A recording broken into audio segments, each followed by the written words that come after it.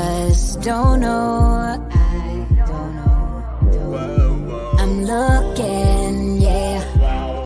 Marc Clarke, that's classic. I love it.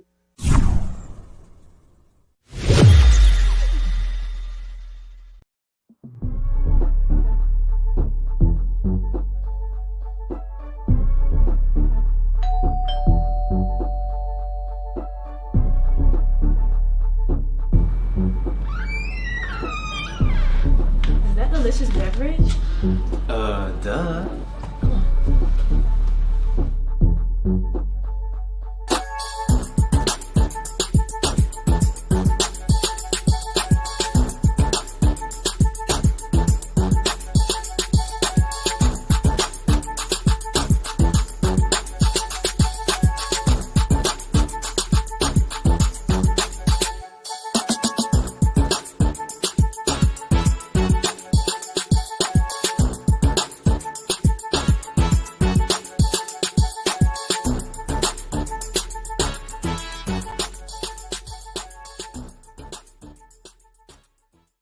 The show. Oh my goodness, is it Monday already, Bootsy? Yes, it is. And let the record reflect that we're working on a holiday. So I don't know if the Marc Clarke Media platform provides holiday pay. If so, I would like to submit my holiday pay slip, Lisa. Yes, please do. And don't forget to submit, because you will not get paid if it's not submitted in proper time by noon today. Shout out, before we get started, shout out to Mrs. Sherburne. Okay. Marita Sherburne. I didn't even know her first name. Miss Sherburne, because Miss Sherburne was the principal at my baby's school in grade school. Oh, wow. And you know how it is with teachers. You never know their first name. You just know Miss Sherburne, Mrs. Sherburne. How about it? And she was the principal, the coolest principal ever. And I got to say, probably their best school experience was in grade school. Really? I'm gonna leave it at that. And she provided the leadership for this great educational experience. I get it. Exactly. And so shout out to Marita. Now we grown. I can say, I saw Marita at the store. Hi, Marita. But now coming up, we're coming fresh off of Father's Day. And so we had to have the green-eyed bandit. We had to have a man he's made women swoon for years, going all the way back to Jackson State. And they didn't think, the question becomes, was he using his good looks for good or for evil? Well, he got married up, and thank goodness, because we don't even want to know what was going on at Jackson State when he was just a wild single man with those good looks and great name, one of the coldest names ever in broadcasting. What an intro that you're giving this man, though. One of the coldest names in broadcasting. I'm just glad he's my friend.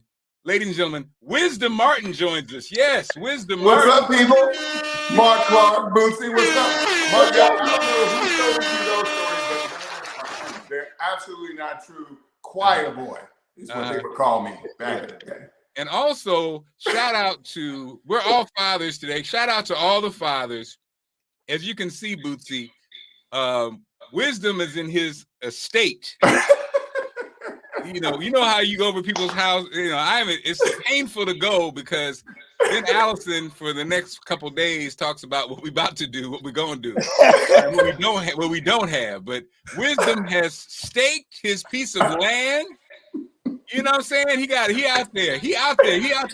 Wisdom out there where he can hit a drive 500 yards and not even worry about where the damn ball is. I don't care. A gopher or some animal is going to take it away. So yeah, you're right about that. There's definitely every morning Bootsy wakes up. Wisdom wakes up, Bootsy, butt naked, walking out in his land just because he can. And the neighbors, basketball court and all, Mark. Basketball court and all. Basketball court. And so for those who don't know Wisdom Martin, well, many know Wisdom as a news anchor at Fox for over blank years. So Wisdom, for those who don't know the background, give us a little background of who Wisdom Martin is. And again, what an amazing name. Yeah, well, I have to thank my dad for the name because I was the firstborn. His dad gave him the name. He was the firstborn. So the name came out of the Bible from back in the day because, Southern people in the Bible. So that's where the name came from. Okay, My son's, Wisdom. Okay, wait, before I go, how many people think you made that name up? All of them. Every time I meet somebody, they say, that's for TV, right? Is that your real name? Because, yeah, they just think my whole time on television over 30 years now. Now, people have thought that I just made that up for TV, like it's a stage name. So, yeah, but it's my real government name, my tax ID name. That's what they taxed me under. First name, yeah. And it was cool in college with the lady. But we won't talk about that. We won't talk about that. And Wisdom. And meanwhile, me and Bootsy have made up fake ass names that don't match, that do not match the prominence of Wisdom Martin. But go ahead. Yeah, high expectations. That's what my parents had. High expectations. So, real quick, I'm from Mississippi, from Kosciusko, Kosciusko, Mississippi, home of Oprah Winfrey. That's where she was born. And just like Oprah, I got out as well. Wisdom. So, let me ask you this, Wisdom. I don't think we had this we didn't have this Mississippi conversation. Yeah. But so my father family is from West Point, Mississippi. Yeah. Is that in the ballpark? We're in Central. West Point, I believe, is north, about a couple of hours north of where I'm from. I'm pretty much in the middle of nowhere. I'm close to Jackson, 60 miles from Jackson, but where I'm from is in the middle of nowhere. So that's how we got all our land and stuff back in the old days, because when we were the only ones out there. That's it. You keep the tradition going with your land, but go ahead. But you know what? It's a little different in the north now. You get land down there for one price, and then when you move north, you get a smaller section of the land for quadruple the price. Oh, wait a minute. Hold on, Wisdom. Are you saying this? Yesterday's price is not today's price. Exactly. And the yesterday's price is not today's price. So you're right. So I went to Jackson State University in Jackson, Mississippi, because everybody in my family went to Jackson State, so it wasn't really an option. But I loved it. Broadcast journalism. Got a job when I was a sophomore in college at the ABC station, working behind the scenes. Managed to work my way up into the sports department, and then in front of the camera as a sports reporter and a news reporter, and then moved all around the country. In fact, when I was in Jackson, my first assignment on television was covering Steve McNair, the quarterback at Alcorn State back then, because he was up and coming. He wasn't a star at the time. He was just it was Alcorn State. They were an hour away from Jackson, so it was no big deal. So they said, "Okay, rookie, here's your assignment. Take this camera and you go down in the middle of nowhere, Alcorn, and cover Alcorn State." And then when he blew up, you know what happened once he blew up and started getting all that buzz? They pushed now you go cover something else. You go cover Mississippi College, and now we're going to go cover Steve McNair because he could possibly get the Heisman Trophy, finish third in the Heisman. So that's where I started. And then I moved all over the country doing news and sports, Fresno, California. Where else did I go? Raleigh, North Carolina. I was at CNN in Atlanta for a little while, Nashville, Tennessee, and then here in Washington, D.C. for going on 20 years. 20 years in Washington, D.C. So, yeah, that's the background. News reporter and then anchor. Yeah. Wisdom Martin. And Wisdom, before we hop into your book and hop into the real conversation, guys, we're all dads, and we're coming off of Daddy's Day, Father's Day. Wisdom, I had the blessing, and it's interesting, like, when you get to be a certain age, I think all of us have lost. Have you lost both your parents, Wisdom? No, just my father. My father about 4 years ago. My mom's still alive. She just left yesterday, as a matter of fact. I love it. Yeah. And so, Wisdom, I had the blessing of being at your crib with your family, sitting in the presence. And again, the power of that, like knowing where people come from. Yeah. Being, even just when you think about the when you're in the presence of people, when you're in somebody's house and you're sharing that moment, I think that's one thing I loved about the South, being from the Midwest. When my first gigs were in the South, that part about life is so important. I think people from the South understand the importance of family, the importance of food and connection. And so Wisdom, I will always remember that wonderful evening I spent. It might have been a couple times I met your parents actually, but just being in the presence was just amazing, you know. And then as we now our kids are growing, Bootsy, you know, these moments that happen. Bootsy, you just sent me the picture. I wish I had posted it, but your son just had an amazing weekend. He was MVP of a tournament, correct? Yeah, he was the MVP of a baseball tournament. But as you know, Mark, as some people do know, I adopted one of my kids from my program at Deanwood. And she graduated Saturday. And as I've been talking to you, Mark, about, you know, I don't have a daughter, but now I have a daughter. Right. That was a whole different set of emotions too. So this Father's Day was different as well because, you know, when you're in these parental spaces and, you know, you're responsible. But I'm learning now it's different from a female and a male. But this weekend was the best Father's Day I've ever had, though. That's amazing. Congratulations. Yeah, man. And then Wisdom, you have amazing children. You have your daughter has carried on the baller tradition. Right. The Wisdom, the Martin tradition. She balling out of control, but that's not it. Wisdom, you had again, you speak to your kids. Almost we're doing daddy brag moments before. Right. Well, my oldest daughter, Anaya, 18, she's at Tuskegee University down in Alabama. She's back now for the summer. So she was on an academic scholarship, which is amazing in itself. So I'm like, hallelujah. That's why I can go buy me another car because I don't have to spend that money on that. So go waste some more. But she's on an academic scholarship at Tuskegee, and I'm so proud. I don't tell her that because I don't want to get the big head because she's already got the big head. Because she got that from her mama, by the way, not from me. I'm sure you had nothing to do with that, Wisdom. So look, she walked on the basketball team. She's like, I'm going to play basketball. She walked on the basketball team, got through the first year. So it was a tough year because when she got to college, you know, they practice like when you're even at Tuskegee, which is it's Division II, but it's real. I mean, practice at 5 o'clock in the morning from fall all the way through basketball season, and then another practice at night. So that's a lot. That's a lot. So the good part is she got through the season. She made it through all that. She was only late once. And she's still on scholarship. So proud of that. And then my son is going to the 10th grade playing at Clarksburg High School. And then my baby girl, gymnastics, basketball, and volleyball. So she's 13. So, man, we're running up here in the suburbs, in the sticks. So I'm proud. Save your money. It sounds like a lot of one-on-one workouts. Sounds like a lot of travel time. Brother, I know it. Training, travel games. It is, yeah. And the part that's great, I was just watching, and then of course, you know, everybody knows. See, y'all know, but everybody knows about my kids. Instagram and Allison is popping, so everybody feels like they know everything. And again, but what a joy, though, you know. What you call this? Dr. Judge Mathis show just launched on television, and it just felt good because those of us who happen to be African American dads. It was just good to see a grown-ass man dealing with his kids and his grandkids, you know, because, and we all know a brother like Judge Mathis in our families. It might be your uncle, it might be your daddy, you know what I'm saying? And it was just refreshing because that same thing that makes you, I think, love Judge Mathis, there's a certain, when he either goes off on somebody or connects emotionally, we see it on the court.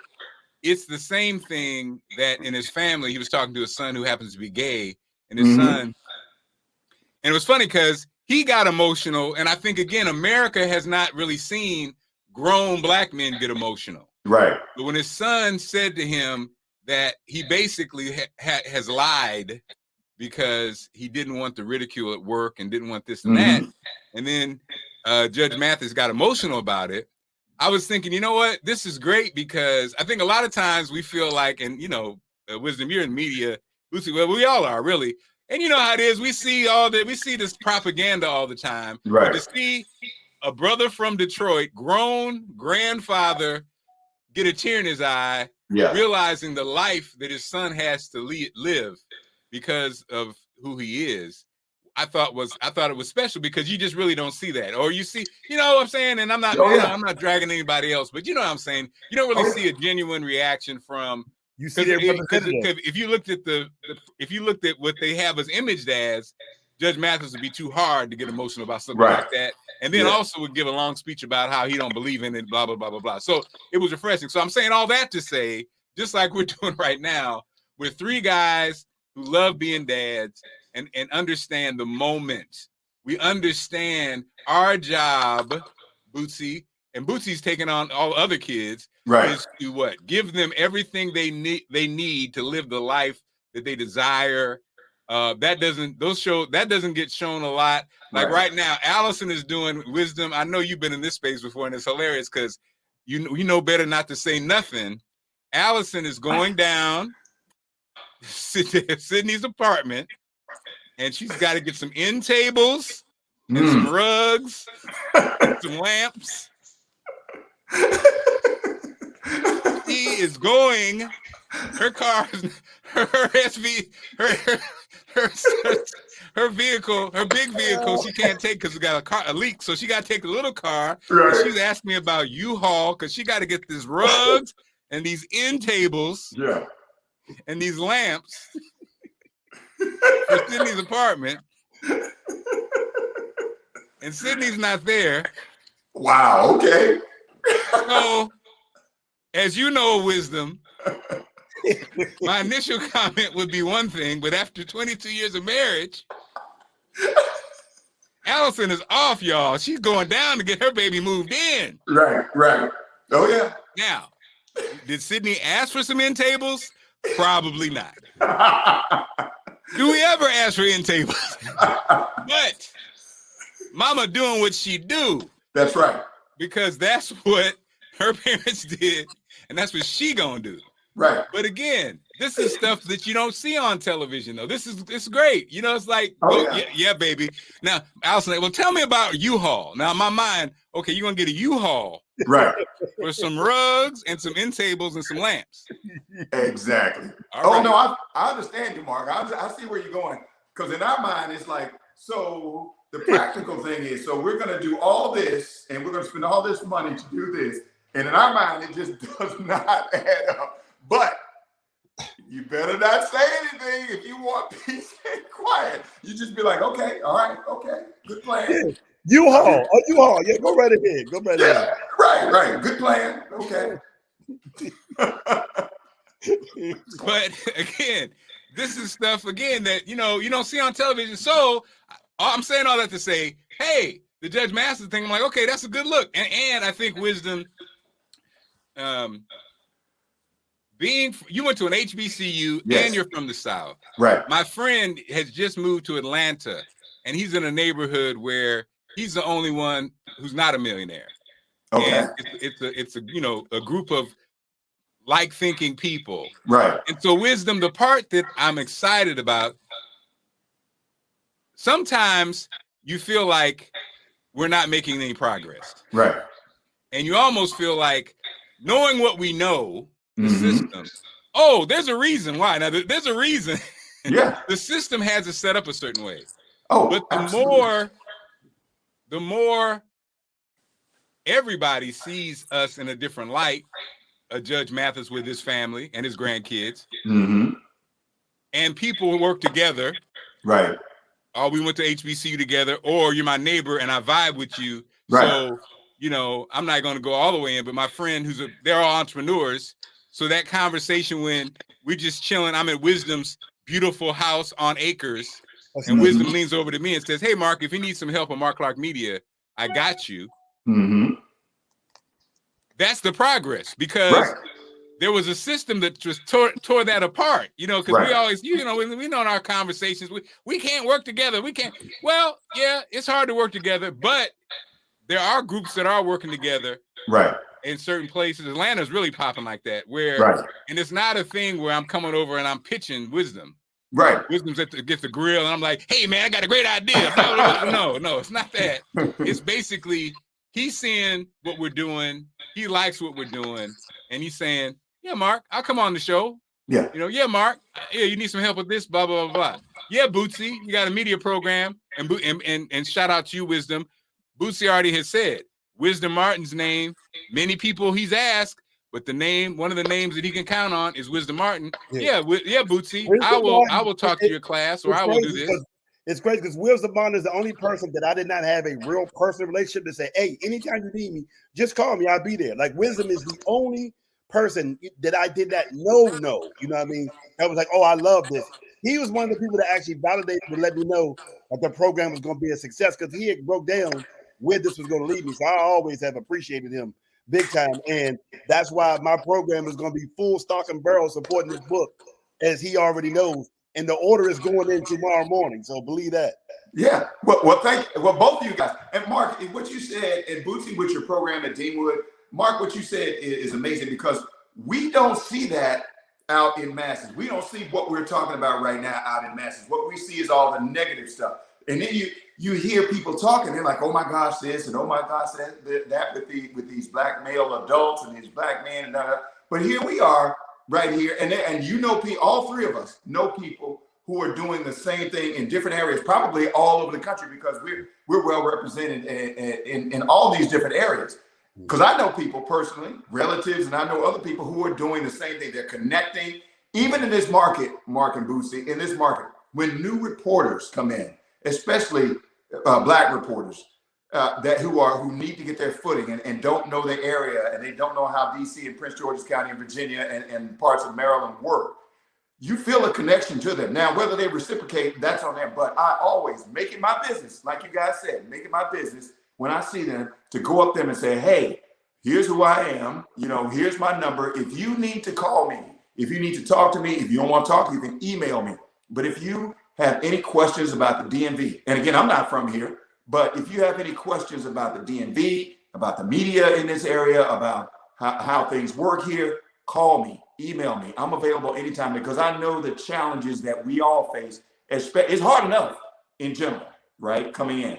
But I know the challenges we face as black men and black women in the media coming in, trying to navigate these waters and trying to be successful. As you, like Mark, when you said it, the rules were not set up in our favor.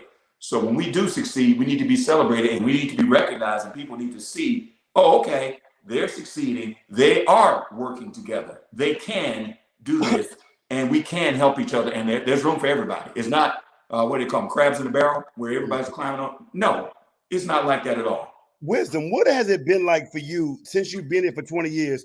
What is it like being a black African-American male reporter in 2022 than it was when you first got here? Because the city has changed so much, the politics have changed so much. I would love to know from your perspective, what has been the biggest change on being a black reporter and how you were able to report on black issues? Right. The biggest change has been social media. Since I got here, I believe it was 2003. You know, social media was a thing, but not really. It was just like that was in the background. It was like, okay, here's this thing called Twitter, and here's this thing called Instagram, and all these other things. But they were in the background. Then so you had to do the actual legwork. You had the internet, so you had to do legwork, and you had to connect with people and the council members and the police officers that you were trying to connect with to get information. Then the internet comes along, and that was a game changer. Not the internet, but the social media comes along, and that's a game changer. Instagram, Twitter, it just exploded. Facebook exploded and then went away. Now Facebook is like for old people like us. But Twitter, Instagram, and even what's the new one where everybody dance? TikTok. Yeah. All of that stuff changed the game because now the younger generation is bringing it up, and the media is trying to figure out, well, how can we capitalize on all of that, all of those internet? Nobody's been able to figure it out yet because the problem with social media is I could be in Canada watching Fox 5 or any station here in Washington, D.C., and it's good on social media, but you don't get credit for it when it comes to those Nielsen ratings. And therein lies the problem, because back in when I first got here, it was just, okay, Nielsen ratings, here they are. We got to figure out how to get these numbers up. And now it's Nielsen ratings. We got to figure out how to get the numbers up, and we got to figure out how to get social media to transition into TV so we can get even bigger numbers. So that's the biggest change and the biggest challenge right there. Wow. And so I'm sorry, before we hop into the book, Wisdom, something I just wanted to run past you guys. Yeah. Because I think I mentioned earlier looking at the system. And so Monique was right. So Monique, as a black woman, a black person and a woman, when she came after Netflix and expressed that she was unfairly treated. Right. I think there's a lesson in this, in that many women and many black folks criticized her. And not only they attacked her. Who are you to ask for this much? You ain't that hot. You ain't relevant. You ain't this. You ain't that. The irony of it is, and wisdom, we see this with sports fans all the time. Yeah. When an artist, when an athlete is fighting for their rights, they're fighting for your rights. Right. You're not ownership. You are the people. Yeah. You are the talent. Right. And so many times, oh, I wish he shut up. He makes enough money. That's you. You're doing that to yourself. It's your job. You're getting paid unfairly because, like the comedian said, if you signed $1 million check, they're making $1 billion off of you. Right. So now Monique, all of us have egg on our face. I don't know. I don't know why she's complaining. I wish she would $50 million. Right. So for those who don't know, she won her suit against Netflix. They gave her the money. Now, in wisdom, just like in sports, why did they settle? Because they don't want you to look at the books. If we go to trial, you're gonna see that some no-name ass comedian that has no followers, like she said, black folks must have forgot too.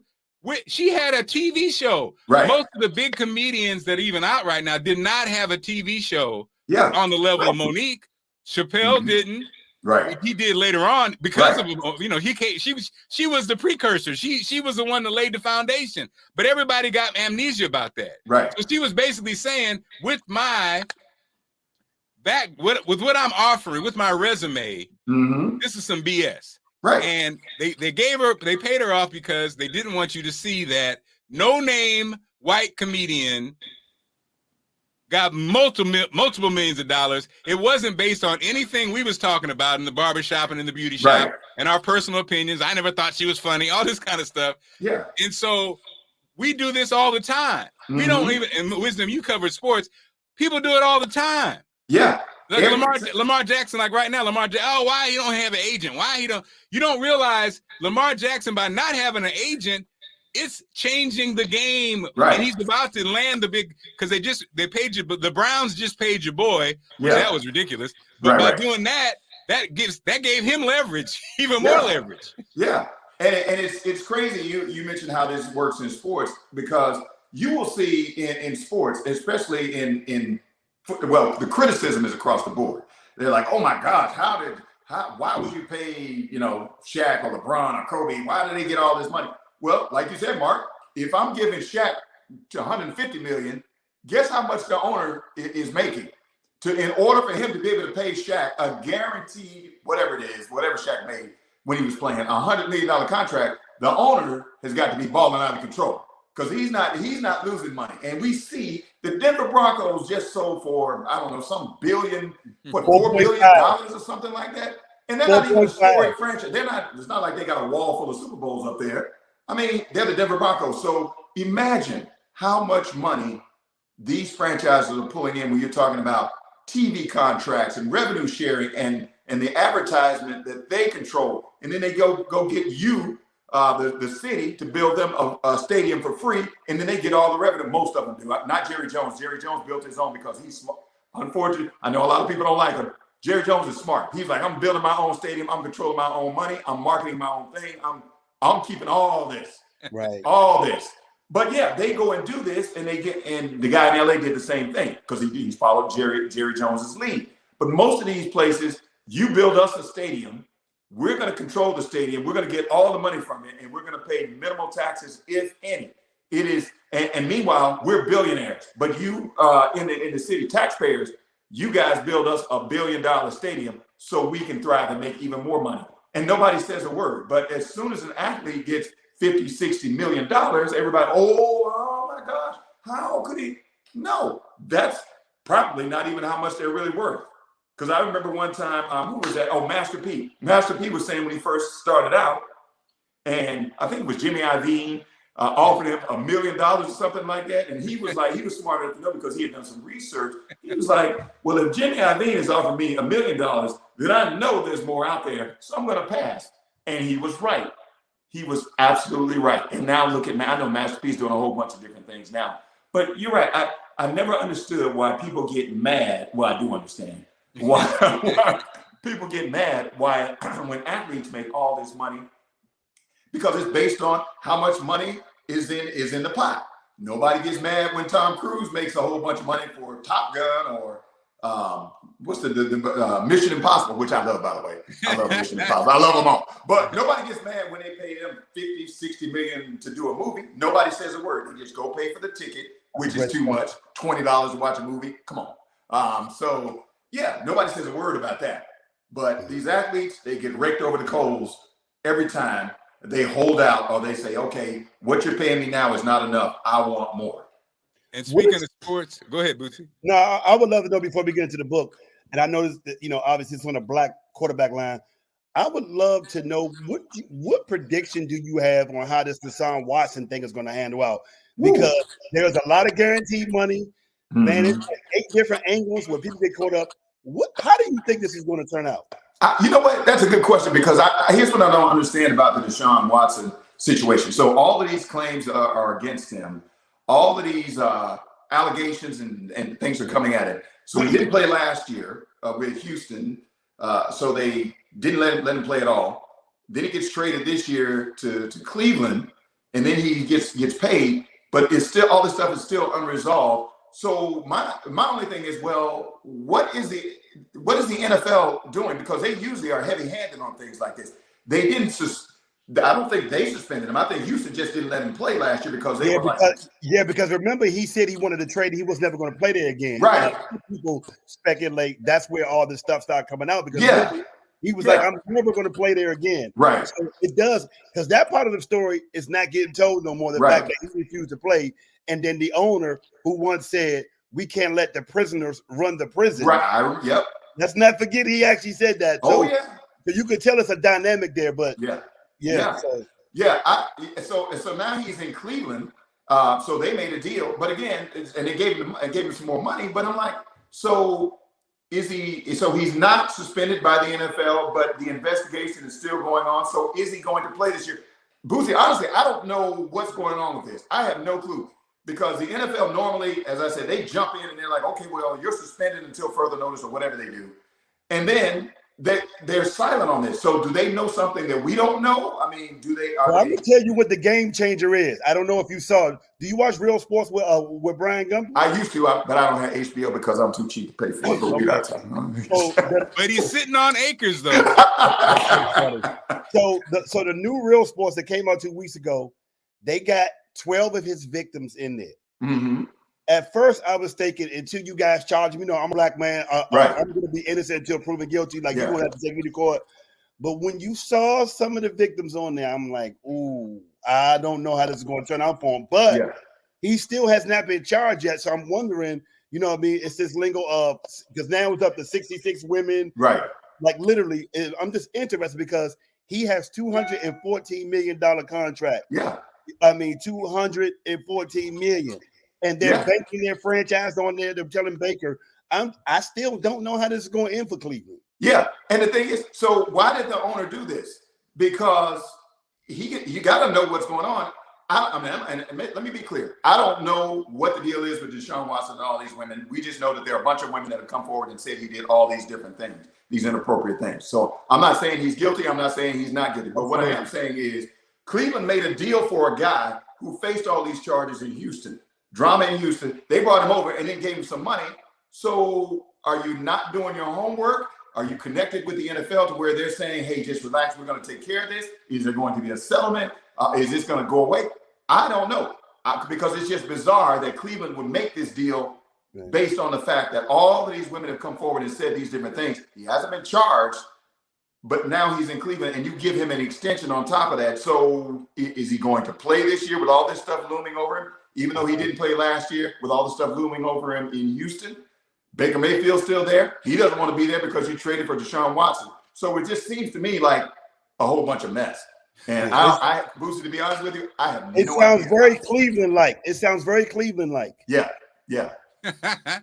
Well, we're getting ready to get into the book. Now we're on the Juneteenth. In fact, I'm hosting a Juneteenth event this afternoon. And Alex and I, Wisdom, we were talking about, we all know the history of Juneteenth. Right.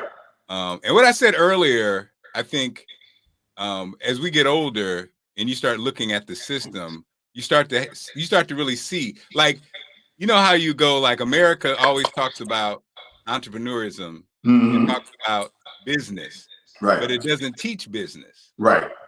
And so people, well, why? Well, why don't they teach? And I think Wisdom, I believe that, well, because when you apply business principles, if we all in school understand how business works, really, like, we were all masters of business by the time we got out of high school. You then understand the relationship that the United States has with, first, the Native Americans. You basically you overthrew, you did a hostile takeover of America, right? And then you had free labor for 400 years. A 400-year head start. And then, Wisdom, from Mississippi, when you look at Reconstruction, look at the formula. Right. Your whole labor force, your skilled, unpaid labor force, sounds like college football, is now free to do what they do. And sounds so like college basketball. Happens, and within months, years, that skilled labor force was making moves, baby. They were about to overrun this joint. Why? Because they were skilled labor. Right. And for the first time, they were incentivized by getting paid. So they were like, yo, whoa, pump your brakes. If we keep this up, in 50 years, it's a wrap. So then you start, right? And the biggest player, when you start talking about, so then, this driven force that you never planned on them having rights or anything, they start, and that's our grandparents.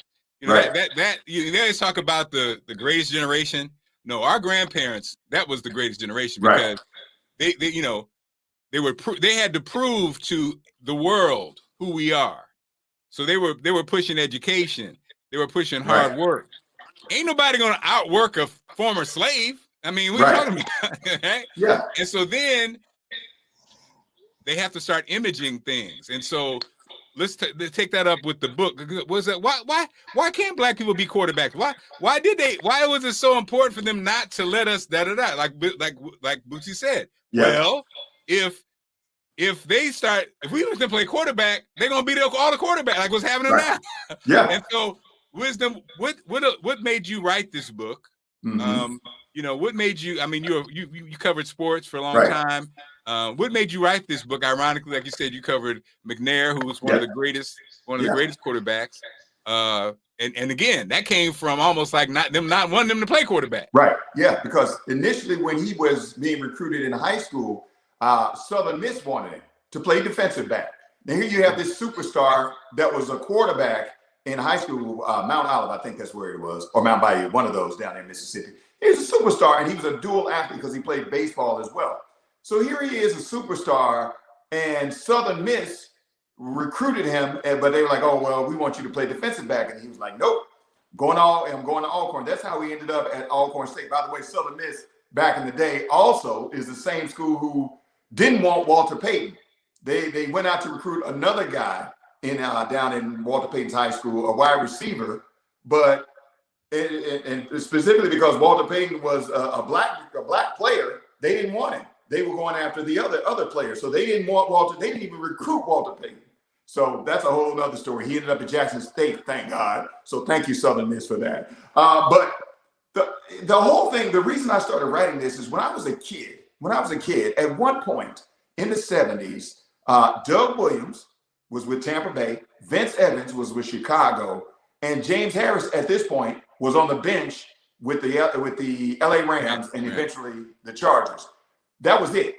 3 guys out of the entire league. And at the time, everybody had 3 quarterbacks. So my father was talking to me, and he would always say, this is a problem, in so many words. He would say, look at this. You have all these quarterbacks in the NFL, and 3 of them are black. And then and one of them's on the bench. Doug Williams is on thin ice, and Vince Evans was already, as soon as Mike Ditka got there, he had already predetermined before Vince Evans threw a pass that he was gone. And then he brought in Jim McMahon, who was very average, by the way. And was on a great team. And Warren Moon was in Canada, right? And Warren Moon was in Canada winning. He won 5 straight championships. Warren Moon led his team to the Rose Bowl in 77 at University of Washington. They upset Michigan. Rose Bowl MVP with a wide open offense throwing, and Warren Moon wasn't that fast, but he was a great passer. They completely ignored this guy.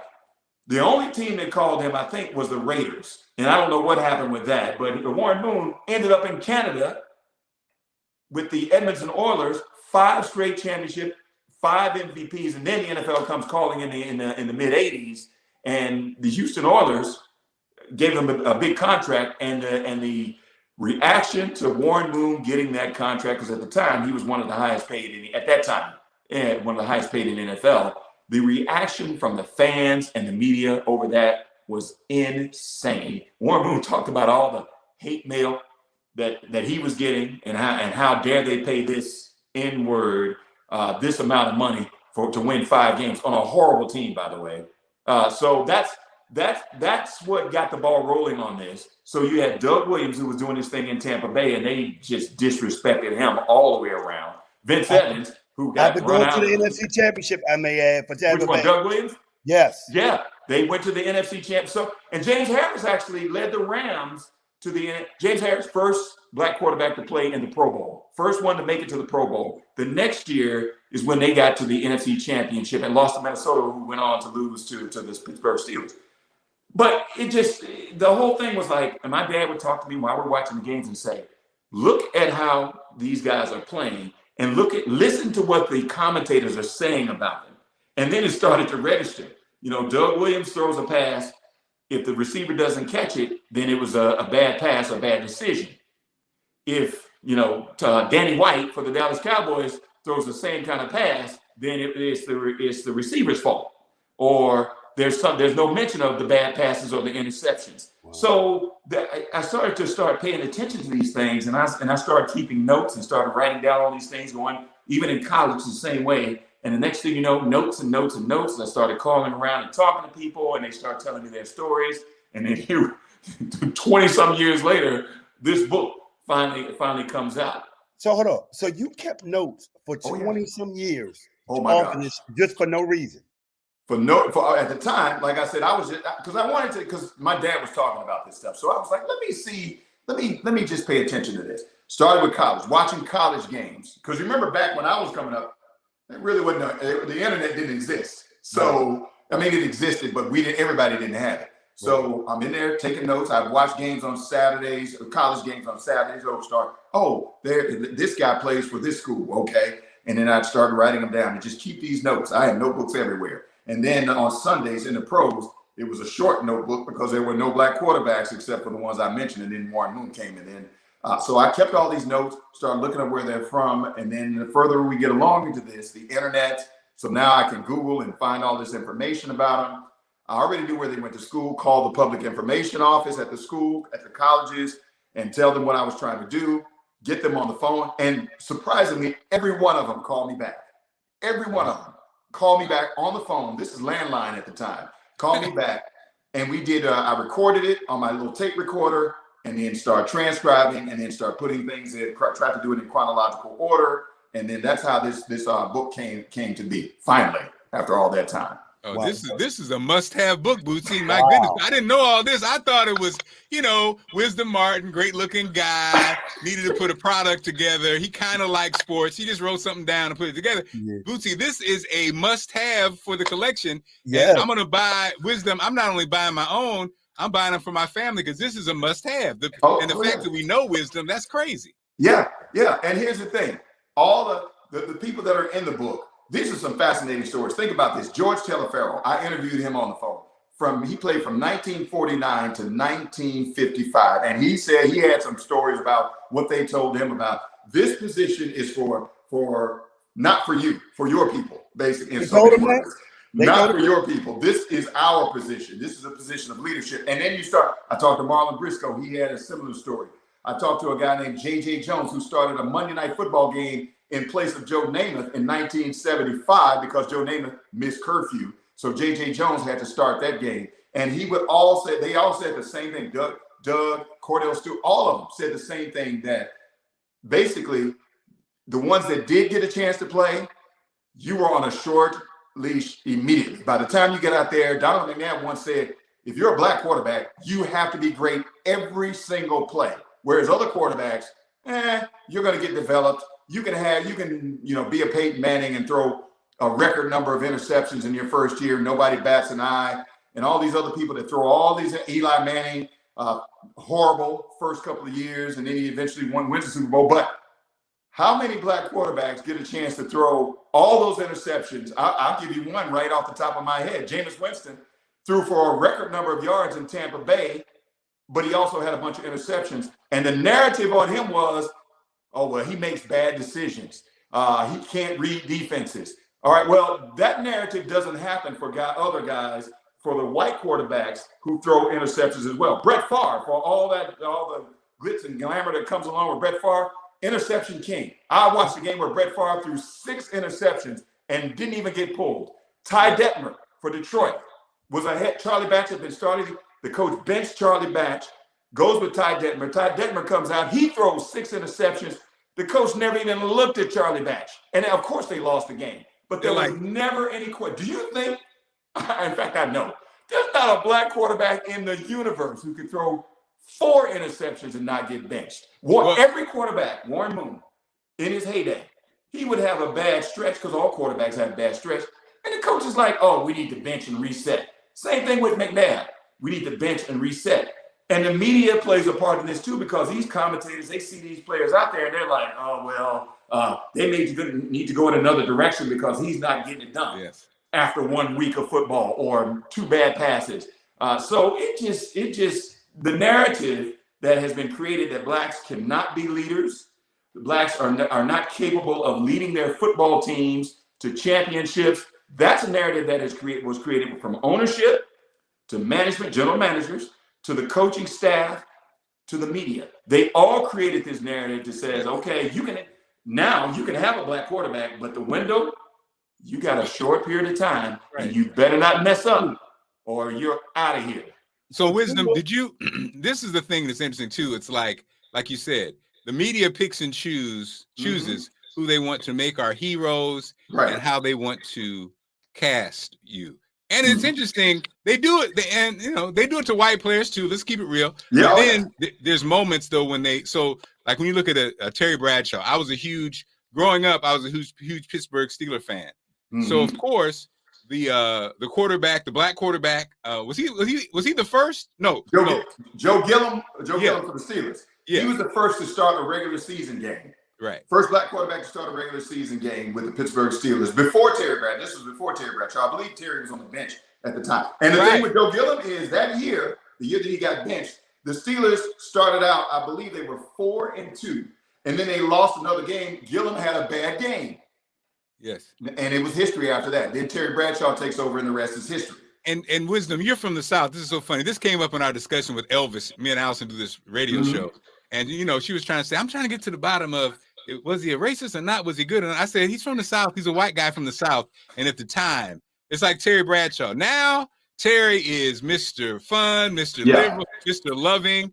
But Terry Bradshaw, in addition to, they called him a stupid Southern. They did. And there's some who say Terry Bradshaw, I think he's from Louisiana. Yeah, he is. He wasn't necessarily super kind to Joe Gilliam, I understand, or frustrated that he wasn't starting. So Wisdom, number one, that whole Southern thing, when people want to know, it's kind of like a part of the culture, right? I mean, if we keep it real, if you have a tape anybody from that generation, especially white people, based on just how it is, probably said nigga and probably did some things you did not. Now they're not proud of, but was a part of the landscape back then. It's a whole different ball game, but when you go further down below the Mason-Dixon line, I'll tell you a quick story. One of the stories that I covered when I was down in Jackson, Mississippi before I left was the trial of the guy, Byron Della Beckwith, who murdered Medgar Evers back in the 60s. Medgar Evers was shot in his driveway in Jackson, Mississippi, right? For no other reason than to he was a black NAACP leader. That's the reason he was shot. So they never convicted anybody for that crime. So eventually, I believe this was 92 or 93. This is right around the time when they finally got him back in a courtroom. So I was there for that trial. So leading up to the trial, they had done interviews, and again, this is 1992, 93. Wow. They had done interviews with the number one station down there was WLBT. So they had done all these interviews with Beckwith and his family. And the things that he was saying in 1992 and 1993 were the same things that they were saying in his 60s. He was dropping the N-word like crazy. And this is on TV in front of cameras. He was with his son. He was teaching his son the same thing. And he was with his grandson. So he's teaching all of those people the exact same mentality that he had back when Medgar Evers was shot. He eventually got convicted of killing Medgar Evers, by the way. He was convicted in that trial. I was in the courtroom when it happened. And it was amazing because of what the family had gone through, all of the things they had gone through with this case being unsolved. And then finally in 1992, 93 is when he finally got convicted for killing Medgar Evers. No remorse, claims he didn't do it. No remorse, still dropping the N-bomb all over the place. So that just speaks to, and that again, this is 1992 and 93 when that mindset is going on. And then you see some of the things that go on in the South right now, and you're like, yeah, it's same thing. Yeah, the mindset, and make no mistake about it. I'm not talking about everybody across the board. Just like we don't talk about all black people being bad all across the board. Mm-hmm. But what I'm saying to you is, as you know, when you go down south, you run into that mindset. In fact, I had some cousins up here a couple of weeks ago, and they were telling me about how they were at a rest stop. This is right after Deion Sanders got a first big recruit we had for this year. I can't remember which one. Not the receiver. Maybe the receiver. The cornerback receiver. The cornerback receiver. Travis Hunter, I think that. Yeah, this is when he got Travis Hunter, and they were at a restaurant. And they had Jackson State gear on. And they said a couple of white guys were coming out of the restaurant and saw the Jackson State gear and were, I don't know, and out loud. Now, they're minding their own business, going about their business. And these white guys see the Jackson State gear. I don't know why Travis Hunter would go to that little old school. He ain't going to do nothing there. But you see what I'm saying? The mindset. Nobody's talking to you about football. They're walking to their car. All they're doing is wearing Jackson State gear. Mm-hmm. And that infuriates you enough to the point where you say, this one recruit, I don't know why he's going to that school. Wisdom, what was your thoughts on Nick Saban speaking about Jackson State and the number one? I would love to know, as a proud Jackson State alum, what was your assessment of that? Well, to me, Nick Saban he's nervous, number one. Now, I don't know why he decided to go at Jackson State because, number one, Jackson State's a smaller school. We don't play them. We'll never play them. It's not even on the same level as Alabama because Jackson State gets, Travis Hunter and a couple other transfers. Alabama's 6 deep, All-Americans at every position, all right? So he just casually throws this out there at his alumni, and then he mentions his real threat, Texas A&M, the guy who used to work with him when he was at LSU, who says he knows where all the skeletons are buried. So that to me is a bigger picture. So Nick better be careful when he's out there, shooting his mouth off, talking about all these different schools, because you'd be surprised as if when you start digging into other people's business, what's going on in your closet and in your past, 6 deep at every position. I don't know. There may be, just be careful. And to me, that spoke volumes as to who Nick Saban is, he may be great at coaching and finding whatever, but for him to be concerned about little old Jackson State, that's how you know we're making some noise. Because if he's concerned about Jackson State, we're on the right path. We're definitely on the right path. Now, and Texas A&M must be closing the gap because they got a big recruiting class coming in. So clearly, he's nervous and scared. Yeah, and the other thing about Texas A&M is they got unlimited funds on how they do it through a military, government, school, or whatever. Their resources is more tied to the state, right? Alabama being a private institution, which he's basically calling out saying, "Hey, y'all see I'm in trouble over here, right? Like, hey, boosters at Alabama, they just got the number one recruit in Jackson State. Come on, like, you know what I mean? Right. He was calling out to say, hey, I'm getting whooped over here right now. And y'all better help me out because this ride about to be over if it ain't." Right. Well, it's kind of like what happened with Kanye. Kanye's crazy rant about the fashion industry is kind of like Nick Saban's realizing that now if I'm a all-American athlete, I no longer have to hop on the gravy train of the D1 superpowers. Right. I can hop on my own train. I can be Wisdom Martin, get signed by Under Armour. Right. Wisdom Martin gets signed. You know what I mean? I can cut my own deal. Right. And the more that kids start doing that, now, you know, first of all, when LeBron went with his black friends and dropped his Jewish agent, that caused the ripple. Because my friend calls it, most of the time they need us to be the eyes and the ears of black people. So what happened was when that happened, like you said, Wisdom, in our generation, you got a Jewish agent because of the connections. You say, Jewish agents got all the connections. So now they're like, we need to get somebody that they relate to because that doesn't work anymore. Like our generation, we're cool with that. Now you got to have somebody. So Jay-Z got benefited because they just linked with Jay-Z to be the eyes and the ears of the Negroes. So then when you started, you know, LeBron's conglomerate now becomes the thing everybody wants.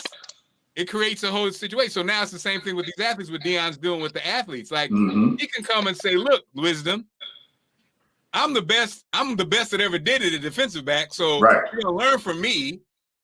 I'm gonna get you an endorsement deal from whatever company you want it from. Yep. And we're gonna win a championship. So now they're like, oh Lord, what are we gonna do? So it's definitely changing the game because these kids don't give a damn about what we used to care about. You know what I mean? They want to be, they're more entrepreneurial. Right. They're looking at rappers and athletes, and they want their own clothing brand, you know, and so it's really causing trouble. So Wisdom, you kind of like the beauty of it is like what we just learned to make this book even more valuable. Shout out to Troy Johnson, by the way, who's working in Mississippi as we speak as a news anchor. My man, Troy Johnson. So Wisdom, you're bringing what the past with real interviews with real people who were there.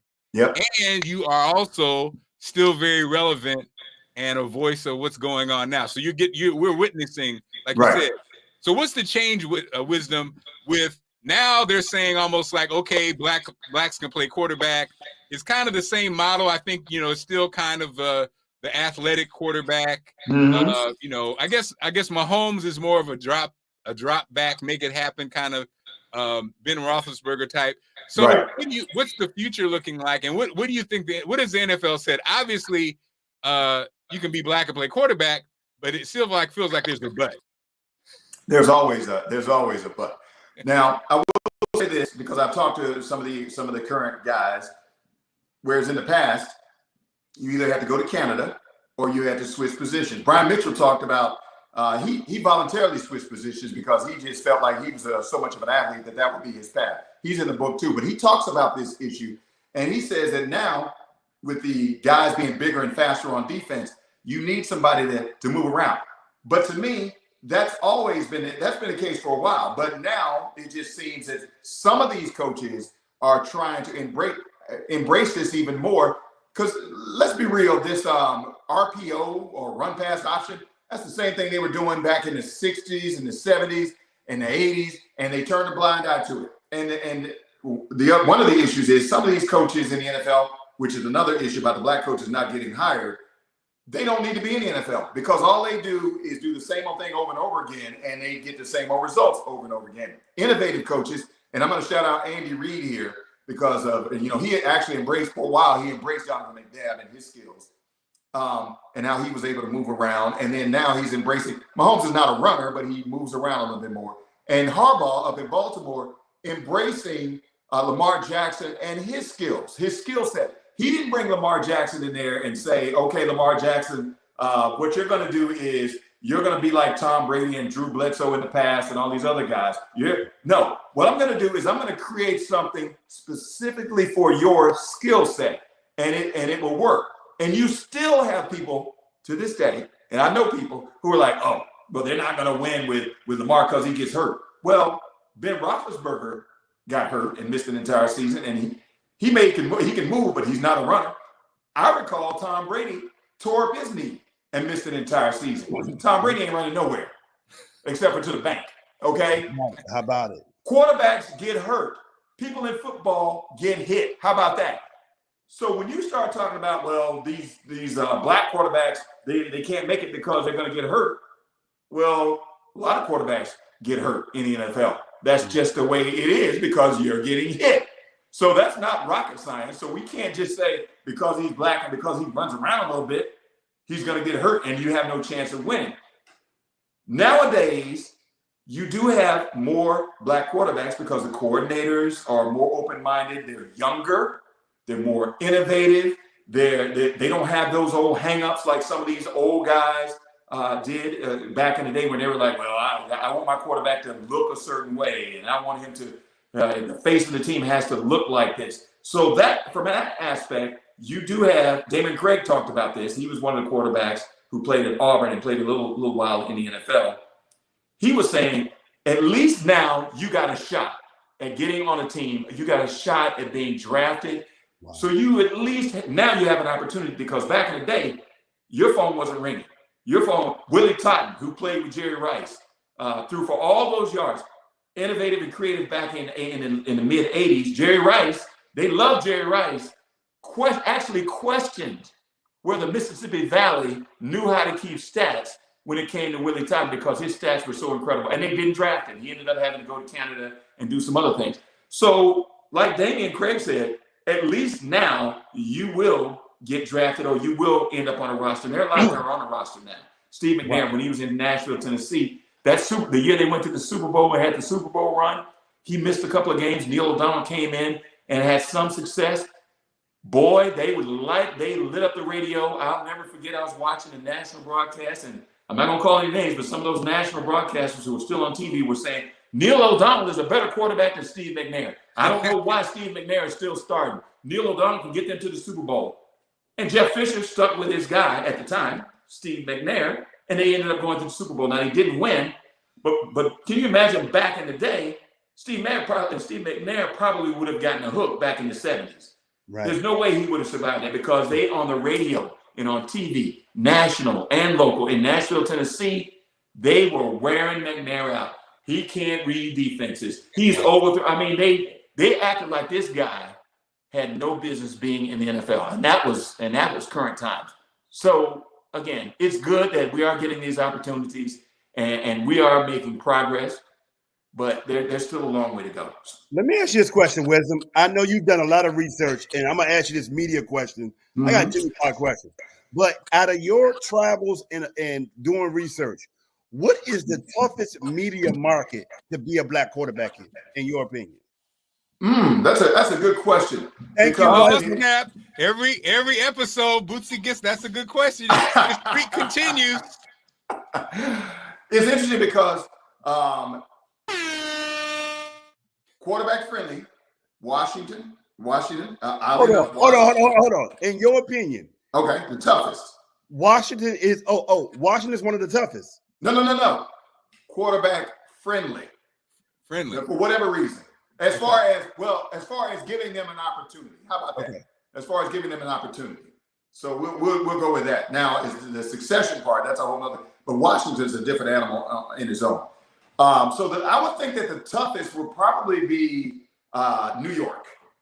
Because they have for some reason, they've had a hard time finding black quarterbacks to start on a regular basis. So New York would be a hard market. I was trying to think of somewhere else. Probably San Francisco. I mean, they have Trey Lance now, but San Francisco would be another hard market to start in.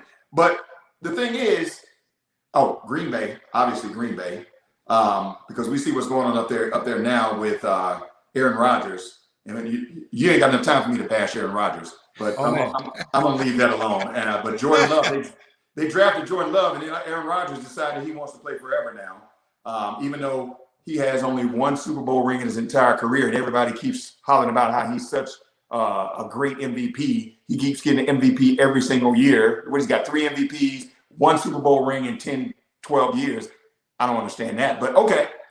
Green Bay is a hard market as well, and I would say Cincinnati is a hard market. So New York, Cincinnati, Green Bay, and probably San Francisco, and I'm going to say LA as well. LA is a hard market as well, because to me, the LA market is completely different because they used to be in St. Louis, and now they're back in LA. It's different because the weather. I'm going to say the weather is so great in LA, and life is so good in LA that football is like on the back burner. You know what I'm saying? They love the Lakers when the Lakers are winning, so everybody goes to the games. And as long as the Rams are winning, they'll go to the games. But otherwise, the LA market is tough because a lot of people are like, it's the Rams. We're going to the beach. We're going to the beach. My other question would be is, what story in your book that you researched, because you've been doing this since college, what story moved and connected with you the most? Which story just moved you? And I had no idea about your father putting this idea in your head, and you have to commit this to your father. What story moved and connected with you the most out of all the quarterbacks you researched, that you could tell he's still holding on to these issues that he felt trying to be an athlete? The Willie Totten story that I just told you about from Mississippi Valley, because when Willie Totten was playing, again, this was revolutionary at the time in Mississippi Valley with Jerry Rice. That team that they had, that was one of the best college football teams at the time. That was a 2-year run where they had this. It was a run and shoot offense, like on steroids. They called it the air raid. That's what they called it. And it was just up and down the field. They were scoring all these points, all these touchdowns on everybody. Willie Totten was amazing to me. And when I talked to him, because to me, in my mind, when I'm watching Willie Totten throw the ball to Jerry Rice, I know they love Jerry Rice. And they loved the running. There was a running back they had. He wasn't that great, but they kind of liked him.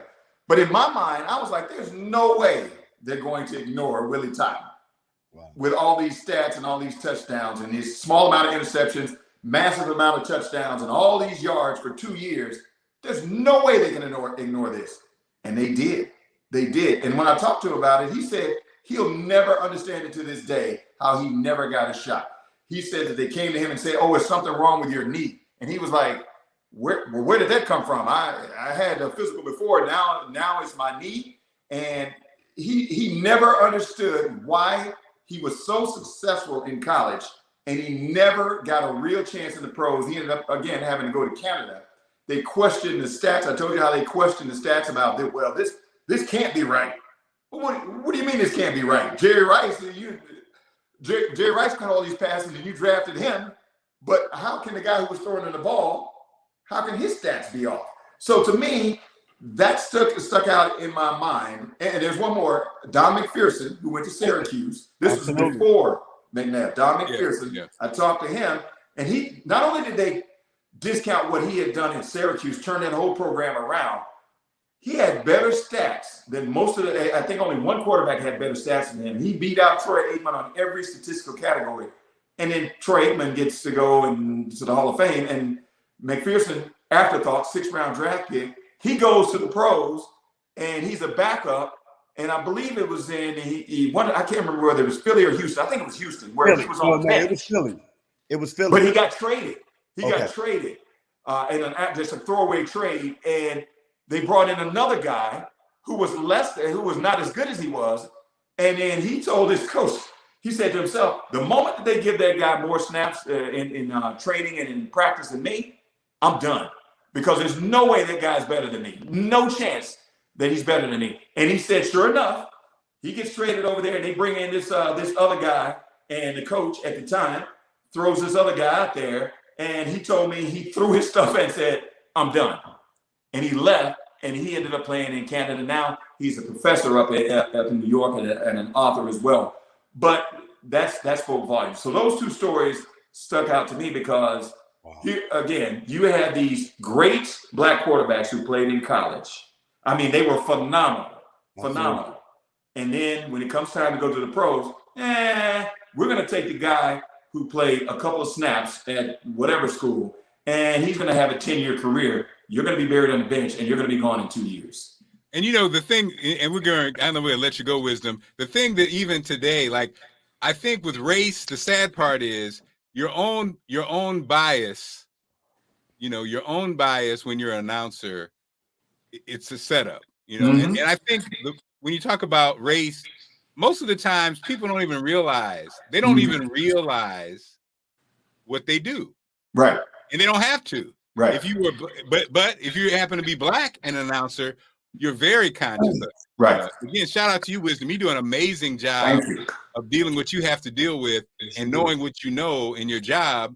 I mean, your wisdom, you're authentic, you're you. And it's hard to be that.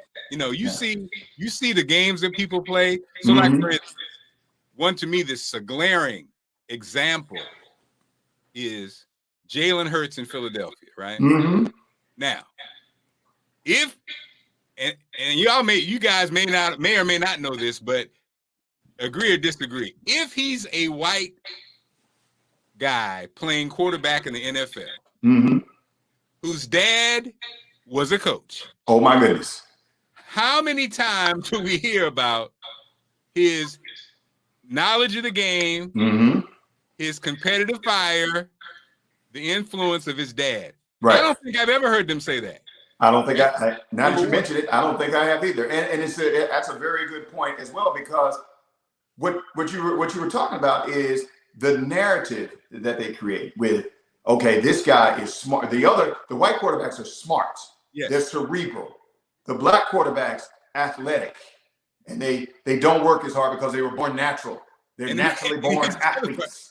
Right. Well, here's the other part about Jalen Hurts. And it's funny because Jalen Hurts, something else that they don't talk about. That again, if he's a white quarterback, like you said, they'll say he's athletic. But what they don't say, Jalen Hurts can like squat 600 pounds. He's a monster in the weight room. Right. But again, coach's son, monster in weight room, around football since he was 3 years old. When he was in like middle school, he was so competitive with the college kids. He actually beat them in exercises.